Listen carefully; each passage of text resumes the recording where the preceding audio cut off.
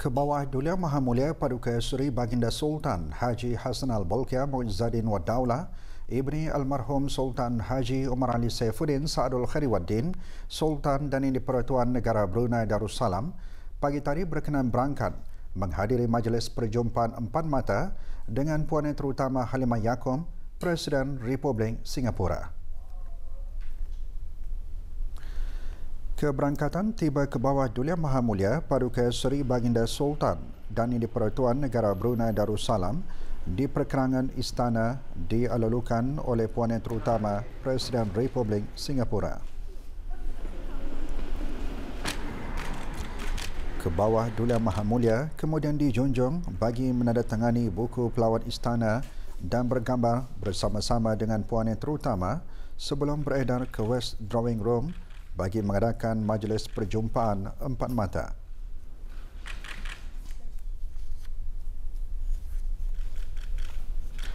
Pada majlis perjumpaan tersebut, Kebawah Duli Maha Mulia dan Puan Yang Terutama mengesahkan hubungan dua hala yang rapat antara negara Brunei Darussalam dan Republik Singapura serta turut mengalulukan kerjasama yang mantap dalam pelbagai bentuk kerjasama dan interaksi di peringkat dua hala dan serantau.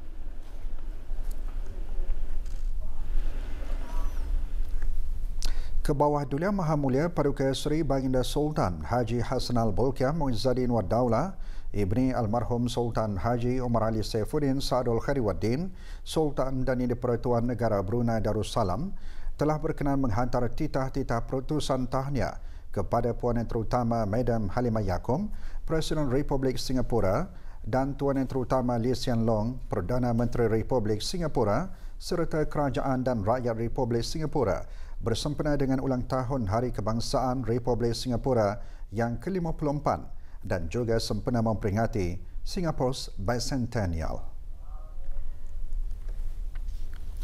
Dalam titah perutusan tahniah kepada Puan Yang Terutama Madam Halimah Yacob, Presiden Republik Singapura, Kebawah Duli Maha Mulia menyatakan bahawa kedua-dua rakyat masing-masing telah menikmati sekian lama kemanfaatan hasil dari persahabatan dan kerjasama yang akrab di antara negara Brunei Darussalam dengan Republik Singapura dalam pelbagai bidang yang penting demi kepentingan bersama.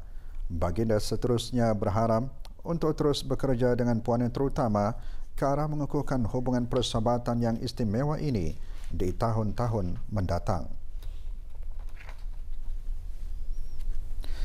Sementara itu, di dalam titah perutusan yang sama kepada Tuan Yang Terutama Lee Hsien Loong, Perdana Menteri Republik Singapura, Kebawah Duli Maha Mulia amat menghargai persahabatan akrab dan kerjasama bernilai yang terus kukuh di antara kedua-dua buah negara dari tahun ke tahun di semua peringkat, bukan sahaja di peringkat rasmi, bahkan juga melalui pertukaran di kalangan rakyat masing-masing. Baginda seterusnya menambah bahawa kerjasama yang sekian lama wujud melalui kerjasama mata wang, perdagangan dan pelaburan, pendidikan, pertahanan dan kesihatan telah membentuk asas kukuh dalam hubungan dua hala dan berharap terus dapat bekerja bersama dengan Tuan Yang Terutama ke arah memperluaskan dan mengukuhkan lagi rakan kongsi berkenaan demi kepentingan bersama.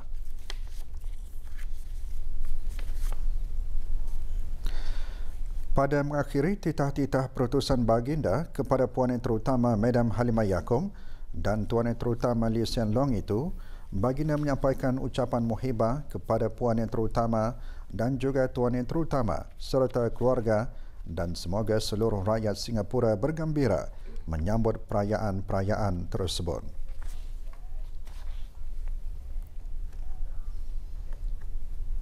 Ahli-ahli keluarga yang ditimpa musibah kebakaran rumah dan rumah roboh di daerah Brunei dan Muara menerima bantuan kewangan sumbangan Yayasan Sultan Haji Hassan Al-Bolkiah. Sementara itu, dua orang yang lainnya menerima bantuan perubatan. Nantikan beritanya selepas petikan titah ini.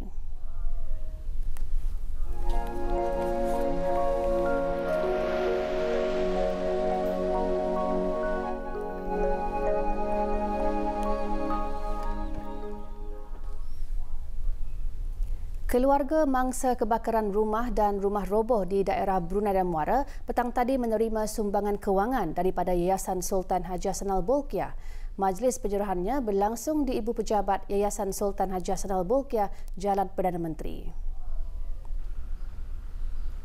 Penyampaian sumbangan disempurnakan oleh Dr. Nur Imtihan binti Haji Abdul Razak, Setiausaha Tetap Kementerian Pembangunan selaku pemangku pengarah urusan Yayasan Sultan Haji Hassanal Bolkiah. Penerima sumbangan, Dayang Saiyah binti Maidin dari Kampung Junjungan merupakan mangsa kebakaran yang berlaku pada 30 Jun lalu.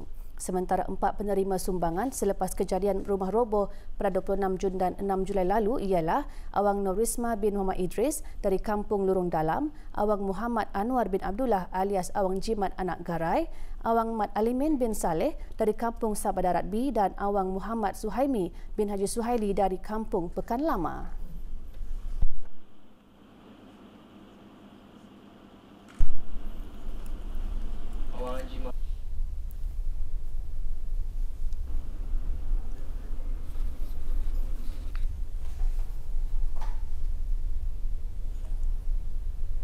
Juga diserahkan bantuan perubatan kepada Awang Haji Muhammad Saiful bin Haji Sungguh dari Kampung Perpindahan Lambak Kanan yang menerima alat bantuan pernafasan dan Dayangku Rosmawati binti Pangeran Matusin dari skim Tanah Kurnia Rakyat Jati Lorong 3 Seria menerima kerusi roda. Sumbangan ini dihasratkan bagi meringankan beban keluarga berkenaan dalam meneruskan kehidupan.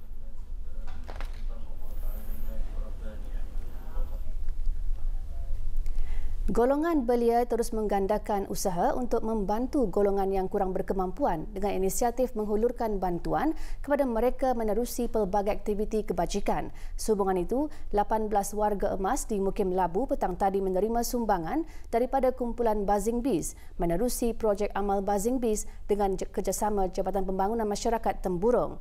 Majlis penyerahan diadakan di Balai Raya Kampung Labu Estate Temburong. Penyerahannya disempurnakan oleh Awang Abdul Ghani bin Haji Osman, pemangku pegawai daerah Temburong. Sumbangan dihulurkan berupa barangan keperluan makanan asasi yang disalurkan menerusi kutipan dana hasil jualan kuih muih oleh kumpulan Buzzing Bees.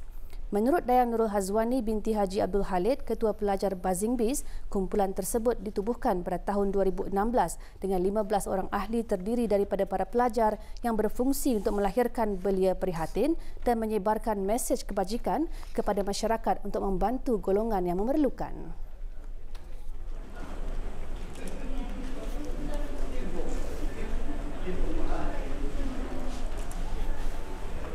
Buzzing Bees ni kira macam social enterprise yang we give back to the people from our kira pendapatan.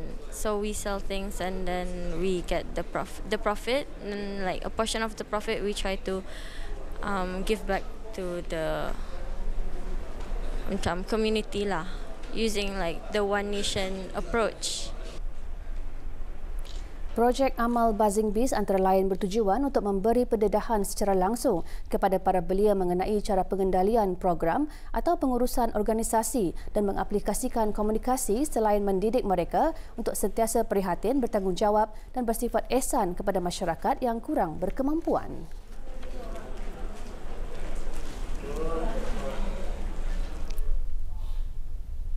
Kembali selepas ini bagi mengikuti laporan perkembangan jemaah haji negara di Tanah Suci. Labbaik Allahumma labbaik, labbaik la syarika lak labbaik, innal hamda wan ni'mata lak wal mulk la syarika lak. Jemaah Haji Negara Brunei Darussalam mula bertolak ke Arafah petang tadi waktu Makkah bagi memohon pertolongan dari Allah Subhanahu Wa Taala agar segala urusan berjalan lancar. Pejabat urusan Jemaah Haji Negara Brunei Darussalam semalam mengadakan majlis membaca ratib Al-Atas dan doa selamat. Majlis diadakan di Hotel Dailah Aijad, Makkah Al-Mukarramah. Hadir Awang Haji Abdullah bin Haji Muhammad, Ketua Pejabat Urusan Jemaah Haji Negara Brunei Darussalam.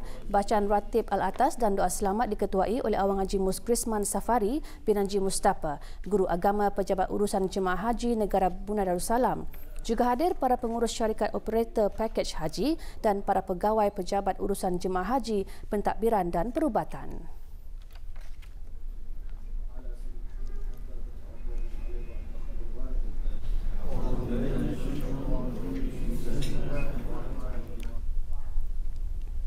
Sepanjang berada di Tanah Suci Makkah Al-Mukarramah, jemaah haji negara mengambil kesempatan untuk melawan ke tempat-tempat bersejarah dan meninjau lebih dekat lagi ke beberapa kawasan yang sering menjadi tarikan pengunjung.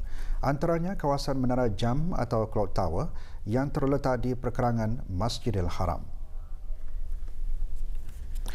Pada kelazimannya, mereka akan singgah ke kawasan-kawasan tarikan pengunjung bagi mendapatkan buah tangan atau barang kenang-kenangan untuk dibawa pulang ke tanah air selepas beribadah di Masjidil Haram. Lokasinya yang terletak di perkerangan Masjidil Haram memudahkan jemaah haji mengunjunginya sama ada untuk membeli belah atau menjamu selera di kedai-kedai makan. Kawasan masjid, di kawasan masjid itu ada tempat membeli belah. Jadi di antara salah waktu itu ada masa, dan masa itu ada digunakan untuk membeli sedikit buah tangan untuk bakal dibawa balik ke Brunei. Jadi di sana ada masa peluang lah. Sebilangan besar penjual di kedai-kedai di Kota Suci Makkah boleh berbahasa Melayu. Dengan cara ini setentunya memudahkan perhubungan komunikasi antara jemaah haji dengan jurujual kedai untuk mendapatkan barang-barang yang dibeli.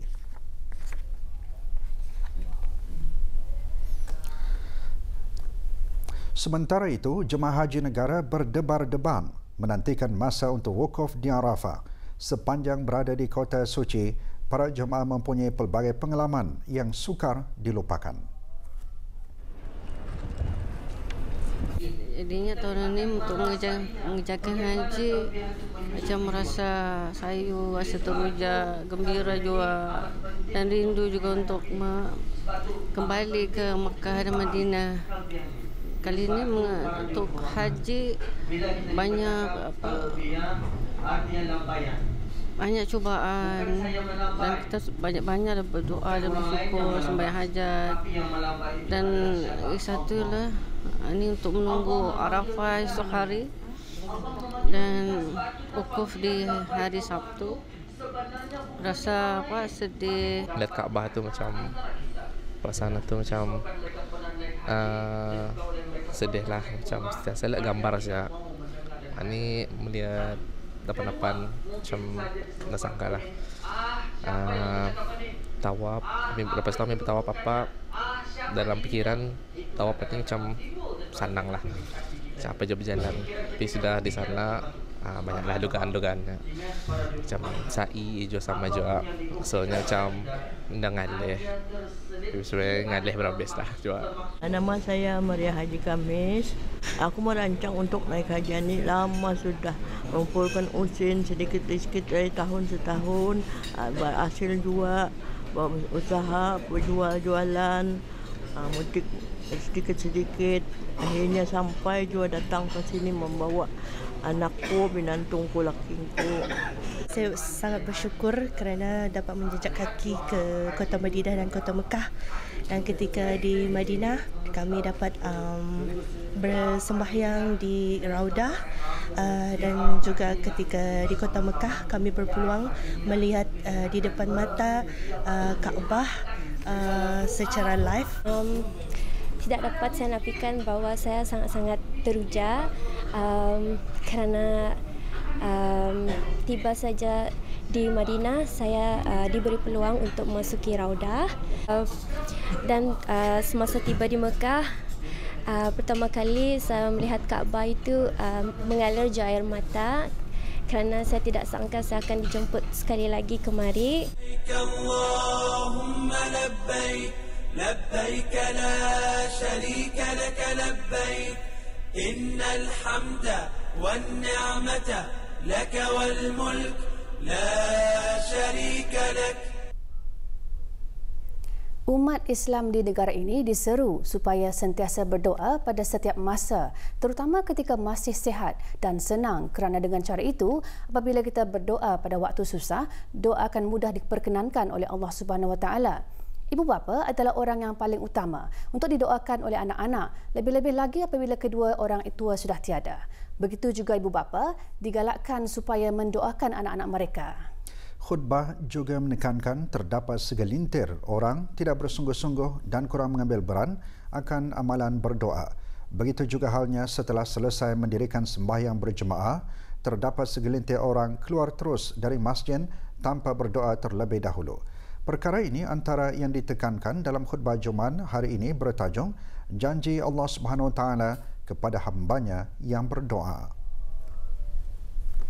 Alangkah ruginya mereka yang tidak ikut serta berdoa, kerana di dalam doa yang dibacakan itu lazimnya mengandungi permohonan untuk mendapatkan keampunan, rahmat, keberkatan, kesejahteraan, kesihatan, keselamatan, memohon perlindungan untuk diri dan keluarga dari mara bahaya, bencana dan sebagainya.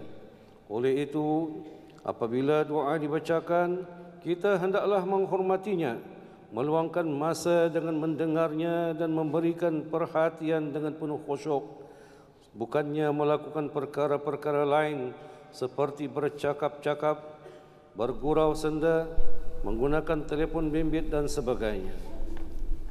Akhirnya, marilah kita sama-sama memperbanyakkan membaca doa pada setiap masa dan ketika, baik dikala senang maupun susah, dikala kaya ataupun miskin, dan percayalah janji Allah Subhanahu Wa Taala akan memperkenankan doa permohonan bagi sesiapa yang memohon kepadanya. Semoga kita tidak tergolong di kalangan orang-orang yang menyombongkan diri kepada Allah Subhanahu Wa Taala kerana tidak berdoa kepadanya. Mudah-mudahan segala amal ibadat dan doa-doa yang kita lakukan dan panjatkan diterima dan dimakbulkan oleh Allah Subhanahu Wa Taala. Negara Brunei Darussalam akan menyambut Hari Raya Aidiladha Ahad ini. Pada hari tersebut, umat Islam disunatkan untuk mendirikan solat sunat Aidiladha dan seterusnya disunatkan bagi yang berkemampuan untuk melaksanakan ibadah korban dengan menyembelih binatang ternakan seperti unta, kerbau, lembu dan kambing pada waktu-waktu yang tertentu, iaitu pada 10, 11 dan 12 Zulhijjah selepas naik matahari pada Hari Raya Aidiladha, iaitu setelah selesai sembahyang sunat Hari Raya Aidiladha pada 10 Zulhijjah sehingga hari ke-13 dalam bulan Zulhijjah. Hukum ibadah korban adalah sunat muakkad, iaitu sunat yang sangat dituntut bagi orang yang baligh, berakal, merdeka dan berkemampuan untuk melaksanakannya. Ibadah korban membawa pelbagai hikmah, antaranya sebagai tanda ketaatan seorang hamba kepada Allah Subhanahu Wa Taala dan mengingatkan peristiwa pengorbanan Nabi Ibrahim AS yang telah diperintahkan oleh Allah Taala untuk menyembelih putra baginda Nabi Ismail AS yang merupakan pengorbanan yang benar-benar menguji keimanan dan kesabaran baginda berdua. Peristiwa pengorbanan Nabi Ibrahim AS dan Nabi Ismail AS itu dapat mengasuh dan mendidik diri untuk bersikap sabar terhadap segala ujian yang diberikan dalam kehidupan, tidak mudah mengeluh dan menyerah serta bertawakal kepada Allah. Mengambil teladan akan peristiwa tersebut, pada setiap tibanya sambutan Hari Raya Aidiladha di negara ini, pelbagai agensi kerajaan dan swasta, mukim dan kampung, persatuan serta individu tidak melepaskan peluang mengerjakan ibadah korban dalam sama-sama membesarkan bulan-bulan Islam.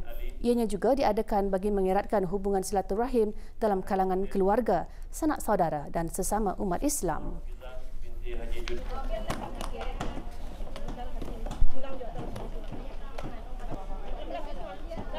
Kelebihan fadilat korban. Pertama, titisan darah korban yang pertama adalah merupakan pengampunan bagi dosa-dosa yang telah lalu, iaitu sebagai penebus pada dosa yang pernah dilakukan dahulu. Gambaran kebajikan hasanah yang dikurniakan kepada orang yang berkorban itu adalah seperti sebanyak bulu binatang yang dikorbankan itu. Sesiapa yang berkorban dengan hatinya yang penuh ikhlas adalah menjadi pendinding baginya daripada api neraka. Hadis. Ibadah korban juga memupuk sikap pemedulian dan pengorbanan terhadap masyarakat. Ini jelas terbukti melalui pengagihan daging korban kepada yang berhak menerimanya. Ibadah korban juga dapat mengikis sifat tamak dan mewujudkan sifat bermurah hati untuk membelanjakan harta ke jalan Allah Ta'ala. Dengan memanfaatkan kelebihan rezeki kurniaan Allah Ta'ala, ibadah korban yang dilakukan dengan penuh keikhlasan diharap akan dapat diterima dan menerima ganjaran pahala yang berlipat ganda.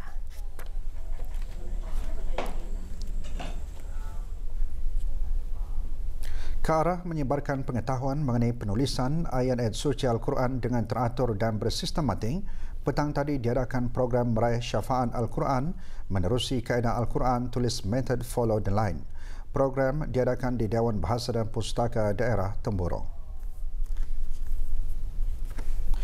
Kira-kira 50 peserta menyertai program kali ini, yang antara lain bertujuan bagi menyahut titah ke bawah Duli Maha Mulia Paduka Seri Baginda Sultan dan Yang di-Pertuan Negara Brunei Darussalam untuk menjadikan negara ini sebagai sebuah negara zikir yang berkonsepkan negara Melayu Islam Beraja, selain untuk mendedahkan kepada peserta mengenai adab, teknik dan penulisan sebelum menulis Al-Quran. Lagi tiap, atunda boleh.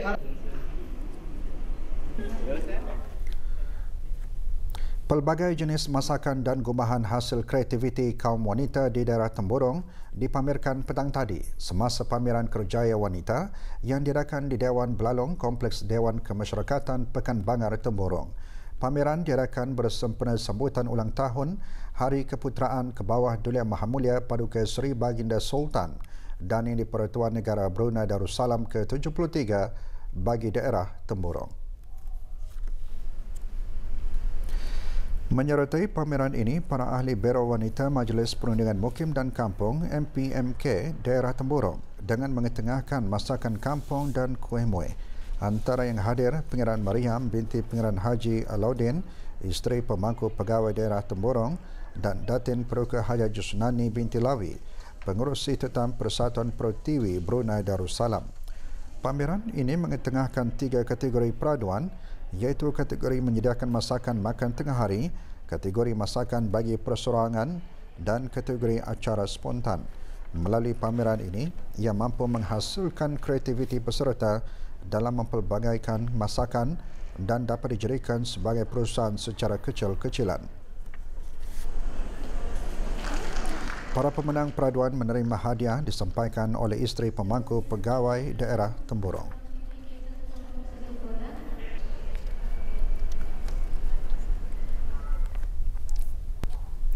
Negara Brunei Darussalam mengalami keadaan sedikit berjerebu dan dijangka berterusan diselangi dengan hujan berangin ribut yang dipengaruhi oleh kesan Tel-En Taufan Lekima.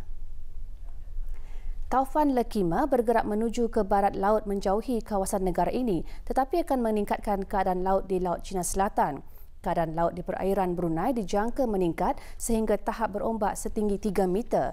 Kelajuan angin juga dijangka meningkat sehingga 50 km sejam semasa hujan berangin ribut yang bermula kemarin hingga pagi esok.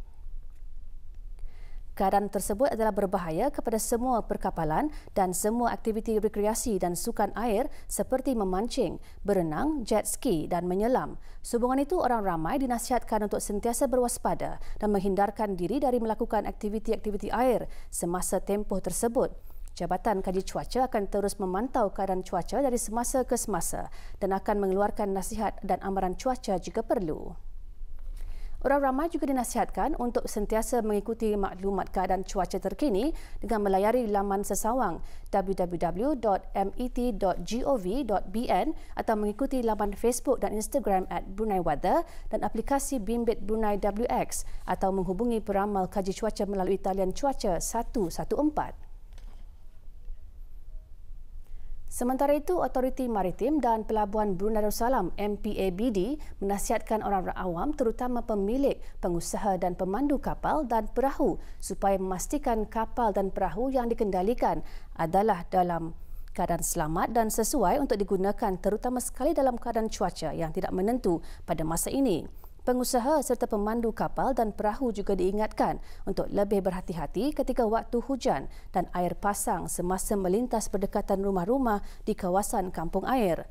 Para nelayan dan pengguna perahu-perahu kecil pula hendaklah sentiasa berhati-hati dan mengambil langkah-langkah keselamatan apabila keluar ke laut dan sentiasa memerhatikan amaran cuaca buruk yang dikeluarkan oleh Jabatan Kaji Cuaca, Kementerian Pengangkutan dan Info Komunikasi. Institut Pendidikan Teknikal Brunei IBTE Business Campus terus memberikan kemahiran dan pengalaman kepada pelajar-pelajarnya mengendalikan perniagaan dalam semua bidang dalam usaha bagi menjadikan para pelajar sebagai usahawan yang berjaya. Usaha tersebut terlaksana apabila pelajar-pelajar kampus berkenaan yang menyertai kelam keusahawanan berjaya menghasilkan produk terbaru iaitu minuman Swish. Sebelum ini, kampus berkenaan juga telah mengusahakan dan menjual IBTE kari ayam pada tahun 2017 dan IBTE RO Water pada tahun 2016. Ikuti laporannya bersama pewarta RTV Aimanuddin Mawang. Minuman Swish yang dirumus untuk semua peringkat usia ini dihasilkan oleh 10 pelajar jurusan HN Tech Business dan Kewangan yang mengikuti modul kreatif dan inovasi kewangan.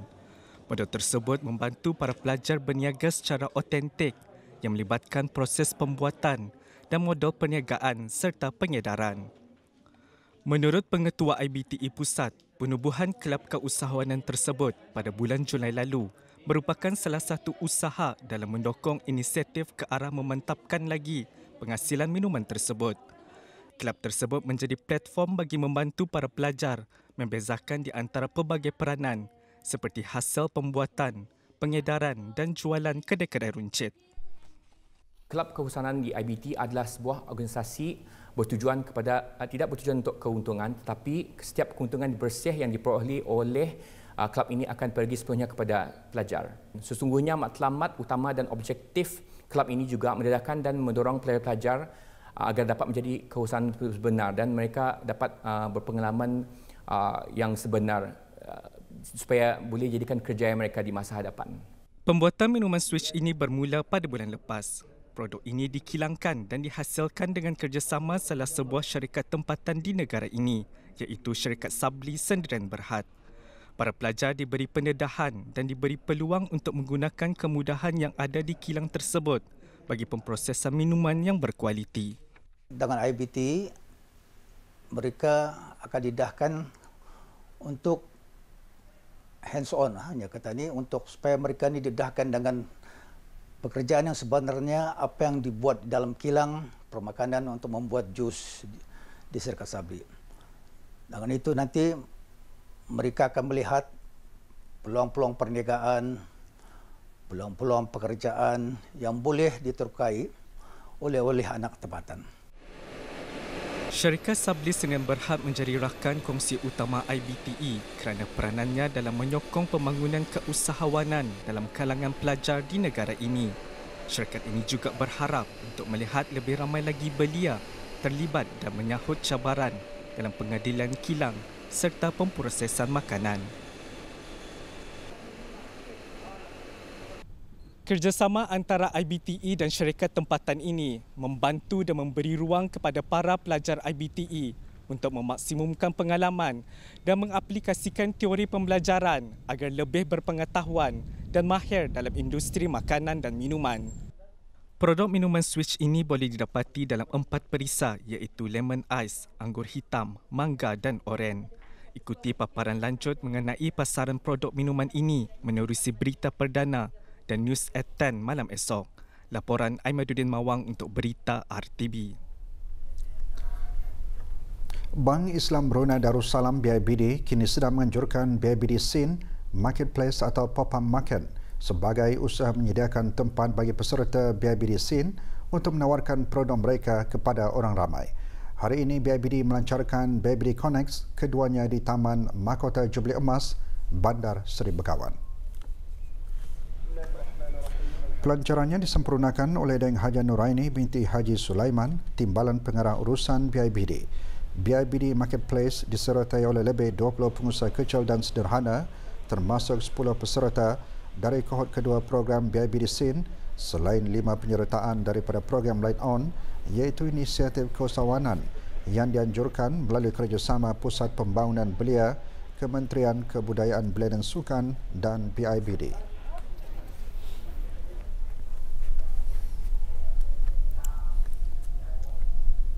Seorang lelaki tempatan dijatuhi hukuman penjara 4 bulan kerana terlibat dengan kes curi yang berlaku di sebuah rumah kediaman Rancangan Perumahan Negara RPN Pandan 8 Kuala Blain. Narul Rali Jam bin Haji Ibrahim, 36 tahun dan tidak bekerja, berdepan dengan pertuduhan di bawah Seksyen 380 Kanun Hukuman Jenayah Penggal 22 iaitu curi di dalam rumah. Aduan berkenaan diterima oleh Balai Polis Kuala Blain, pasukan polis Raja Brunei yang melibatkan kehilangan satu vacuum dan satu telefon bimbit. Kesemua barang yang dilaporkan hilang telah berjaya ditemui kembali dan dijadikan bukti bagi pendakwaan. Suspek telah mengaku bersalah dan pihak mahkamah telah menjatuhkan hukuman penjara selama 4 bulan di penjara Maraburong bermula pada 8 Ogos 2019. Pasukan polis di Raja Brunei ingin menasihatkan kepada orang ramai untuk sentiasa peka dan berwaspada dengan keadaan sekeliling bagi mengelak daripada menjadi mangsa kepada kegiatan curi. Disarankan untuk segera menghubungi pihak polis jika mendapati sebarang aktiviti yang mencurigakan melalui talian kecemasan polis 993 atau salurkan ke balai-balai polis yang berhampiran. Sementara itu, seorang lelaki warga negara tempatan berjaya ditangkap setelah didapati terlibat dalam kes curi satu unit kompresor pendingin hawa. Dalam kes berkaitan, kompresor tersebut berjaya ditemui kembali berikutan satu aduan yang telah dilaporkan ke Balai Polis Limau Manis, pasukan polis di Raja Brunei di sebuah rumah kediaman di Kampung Masin, Limau Manis. Masa itu, satu tangkapan telah dijalankan ke atas seorang warga negara tempatan bernama Haji Muhammad Syahrin bin Haji Nasar, berumur 48 tahun dan tidak bekerja, bagi dijalankan siasatan lanjut dipercayai terlibat dengan kejadian tersebut. Tertuduh telah mengaku bersalah dan pihak mahkamah telah menjatuhkan hukuman denda sebanyak 800. Jika gagal membayar dalam masa 1 minggu, akan dipenjara selama 3 minggu di penjara Maraburong. Percubaan penyeludupan barangan tegahan di perairan Sungai Bunga, daerah Brunei dan Muara berjaya dilumpaskan oleh Polis Marin Jabatan Gerakan Pasukan Polis di Raja Brunei semasa operasi sungai yang dijalankan di kawasan berkenaan. Semasa operasi sungai yang dijalankan oleh keanggotaan Polis Marin telah mendapati sebuah bot yang mencurigakan sedang menuju masuk ke perairan Kuala Menunggul.